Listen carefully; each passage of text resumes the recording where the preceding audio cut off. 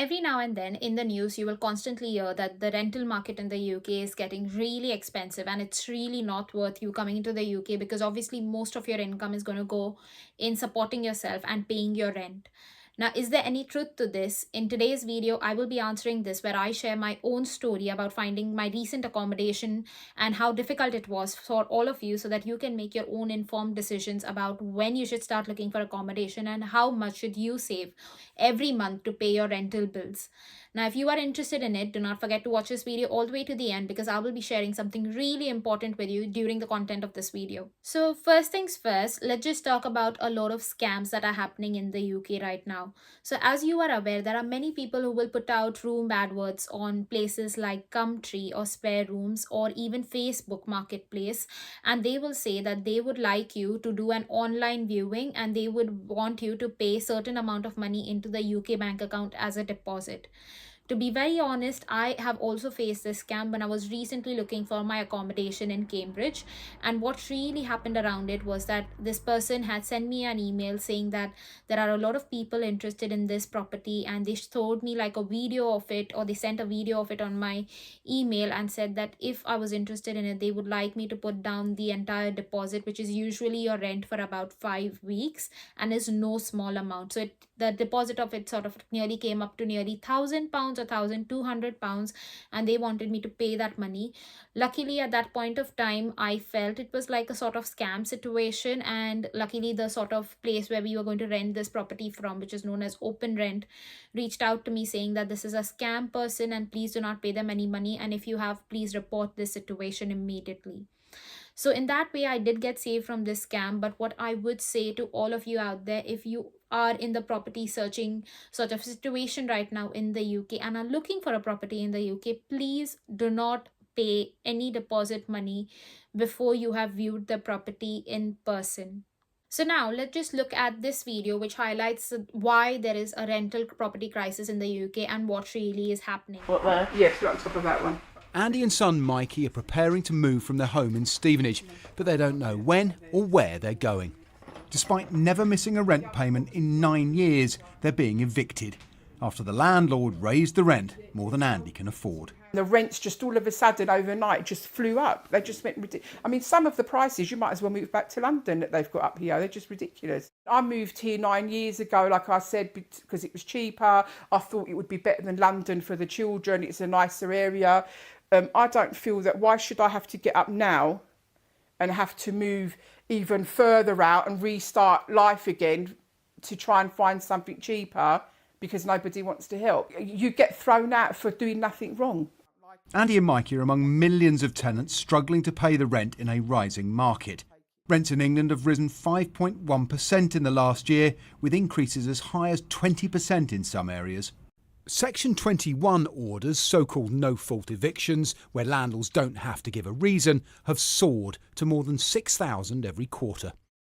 And more than half of landlords seeking to evict say it's because they want to sell or re-let their property. Finally, coming back to my story, as you can see right there, you can see that a lot of landlords are now raising the property prices. And to be very honest, when I initially came into the UK, in London in fact, I was paying about £400 for a double room in zone 3 and 4.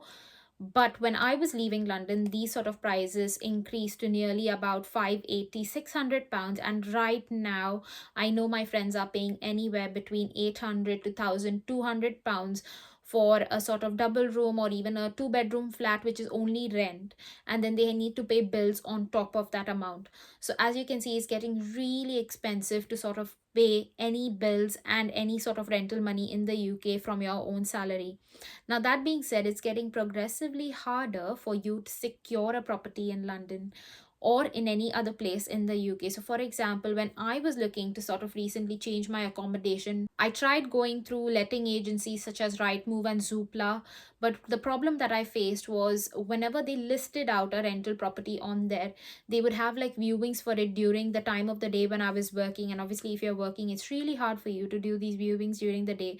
And by the time you contact them again, you would see that these properties are already taken up for every single property there would be nearly 10 to 12 viewings a day. And also sometimes if somebody has done a viewing and has liked the place before you and they agree to put down a payment as a deposit, then the most likely thing is that your viewing will be cancelled and they will say that somebody before you has taken up that place.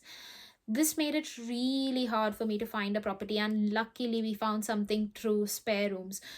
However, again, like I said, the scam that I spoke about earlier in this video is really common and it does happen on spare rooms itself. So please be careful, guys, if you are sort of looking for accommodation through any of these websites. It's easiest and safer to obviously go through a letting agent or an estate agent.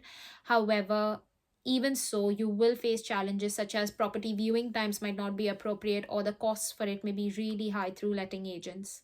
Now let's talk about student accommodation. So like I said, when I initially came to the UK as a student, the rental costs were just about £400 for a double room, which have soared quite high in the recent days. And that's why I would highly recommend that you sort of go through Amber Accommodation, because they are extremely helpful in finding budget accommodation within your own sort of location and based on your own needs. They also provide accommodation for couples, so even if you are having your partner come along with you, they will help you to find accommodation provided you are a student. And as you can see on your screen right there are some really cheap accommodation options. It's anywhere between sort of 85 to 90 pounds to all the way around 200 pounds. What you can also do really easily is filter those options and sort it in terms of lowest to highest prices for whichever city you are located in, and that makes it easier for you to find budget friendly options. The other thing why I recommend AmberStudents is, as you can see, they are quite transparent in terms of having their pictures sort of for all of their listings on their website, and you can sort of go through that, have a video tour and everything. But what's best is that all of their sort of accommodations will ensure that you have paid for all of the bills inclusive within your rent.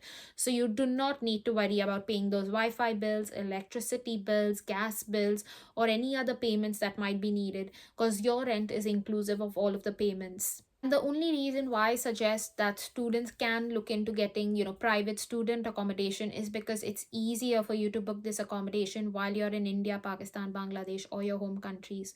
Or even, for example, once you come into the UK, you can try and get this accommodation. However, I would advise you to try and look into this a few months in advance before you move to the UK, because it gets progressively harder because a lot of students are booking this accommodation. And remember, guys, it's not only international students that book these accommodation, they are also being booked by UK students who are sort of born and raised here but are moving to another city or migrating to another city for education. So if you find an accommodation close to your university that is fits your budget, then highly recommend booking your accommodation through AmberStudents, and the link for that is in the description below. But take care, guys. Bye.